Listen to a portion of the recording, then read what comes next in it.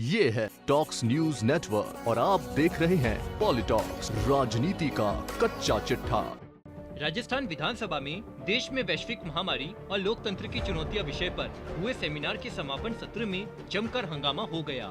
Commonwealth parliamentary union Rajasthan chapter के सचिव निर्दलीय विधायक संयम लोढ़ा ने जब धन्यवाद भाषण के दौरान कोरोना की पहली लहर के वक्त इंटरनेशनल फ्लाइट्स पर देरी से प्रतिबंध लगाने पर केंद्र पर सवाल उठाए, तो इस पर उपनेता प्रतिपक्ष राजेंद्र राठौड़ सहित बीजेपी विधायकों ने आपत्ति जताई और जमकर हंगामा किया।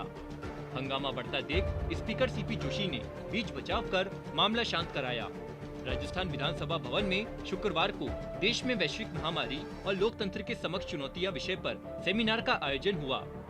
इस सेमिनार का उद्घाटन पूर्व वित्त मंत्री पी चिदम्बरम ने किया, जबकि समापन सत्र के मुख्य अतिथि सांसद डॉक्टर विनय सहस्त्रबुद्धे रहे।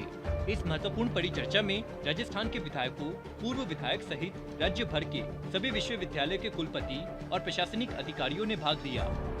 बता दें, विधानसभा में हुए सेमिनार के मुख्य वक्ता विनय सहस्त्रबुद्धे के भाषण के बाद सीपीयू के सचिव के तौर पर निर्दलीय विधायक संयम लोढ़ा धन्यवाद भाषण देने खड़े हुए। संयम लोढ़ा ने धन्यवाद भाषण की शुरुआत आक्रामक अंदाज में की। संयम लोढ़ा ने कहा कि चीन से आए यात्रियों के कारण देश विदेश में कोरोना फैला। कोरोना की पहली लहर के वक्त केंद्र की मोदी सरकार ने इंटरनेशनल फ्लाइट्स पर बहुत देरी से प्रतिबंध लगाया। मोदी सरकार ने शुरुआत में केवल 5-6 देशों की फ्लाइट्स पर ही प्रतिबंध लगाया। इस देरी और लापरवाही की वजह से देश में कोरोना फैला। विधायक संयम लोढ़ा की ओर से केंद्र की मोदी सरकार पर निशाना साधते ही बीजेपी विधायकों ने विरोध शुरू कर दिया। बीजेपी विधायकों ने केंद्र की आलोचना करने पर नाराजगी जताते हुए हंगामा शुरू कर दिया।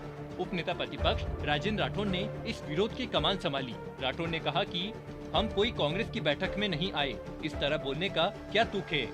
सेमिनार में हंगामा होते देख विधानसभा स्पीकर सीपी जोशी ने तुरंत ही स्थिति को भांप लिया। स्पीकर सीपी जोशी ने संयम लोढ़ा का हाथ थामा और उन्हें बोलने से रोका और जोशी ने खुद बीच बचाव करके सबको शांत कराया। स्पीकर सीपी जोशी ने हंगामा देख संयम लोढ़ा का भाषण बीच में रोकने की सलाह दी, साथ ही केवल धन्यवाद देने के निर्देश दिए। स्पीकर जोशी का इशारा पाकर संयम लोढ़ा केवल धन्यवाद देकर बैठ गए। इसके साथ ही सेमिनार का समापन हो गया। विधानसभा में सेमिनार के समापन सत्र में जैसा नजारा देखने को मिला, सेमिनार के दूसरे सेशन में विधानसभा सत्र के जैसा हंगामा देखने को मिला। विधानसभा भवन में कुछ देर के लिए जमकर हो हल्ला हुआ। अमूमन ऐसा कम ही देखने को मिलता है। विधानसभा सत्र के दौरान जिस तरह हंगामा होता है, शुक्रवार का नजारा कुछ ऐसा ही देखने को मिला। आमतौर पर विधानसभा में ऐसे गर्मा गर्मी कार्यक्रम में मेहमान के सामने हंगामे से बचा जाता है, लेकिन शुक्रवार को इस परंपरा का पालन नहीं किया गया। बता दें, विधानसभा में 2 सत्रों में इन सेमिनार का आयोजन हुआ। पहले सत्र में पूर्व केंद्रीय मंत्री पी चिदम्बरम और दूसरे सत्र में बीजेपी के राज्यसभा सांसद विनय सहस्त्रबुद्धे मुख्य वक्ता थे। विनय सहस्त्रबुद्धे ने महामारी के दौर में देश विदेश की चुनौतियों का जिक्र करते हुए भारत सरकार के कोविड मैनेजमेंट, कोविड काल में लोकतांत्रिक व्यवस्था को सुचारू रूप से चलने को लेकर केंद्र सरकार की तारीफ की। पहले सत्र में पी चिदम्बरम ने कोविड काल में केंद्र सरकार पर केंद्रीकरण का आरोप लगाते हुए इससे वैक्सीन की खरीदने में देरी सहित कई तरह की दिक्कतों का जिक्र किया। विनय सहस्त्रबुद्धे ने कोविड काल में केंद्र के कोविड मैनेजमेंट के अलावा अन्य मुद्दों पर उठे सवालों पर भी बचाव किया है। सेमिनार में पूर्व केंद्रीय वित्त मंत्री और वरिष्ठ कांग्रेस नेता पी चिदम्बरम ने कोरोना काल में केंद्र सरकार की केंद्रीकृत व्यवस्था की आलोचना करते हुए इसे सबसे बड़ी चुनौती बताया। चिदम्बरम ने कहा कि कोरोना काल में सत्ता का केंद्रीकरण सबसे बड़ी चुनौती है। इसका असर वैक्सीनेशन कार्यक्रम पर पड़ा है। इससे वैक्सीन खरीद पर फैसले लेने में देरी हुई।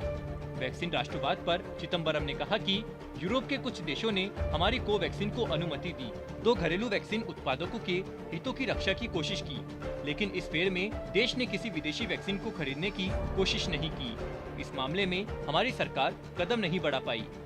कई देशों ने अपनी ताकत के लिए भारी संख्या में विदेशी वैक्सीन खरीदी। कई देशों ने तो 2 गुनी और 3 गुनी संख्या में वैक्सीन खरीदी।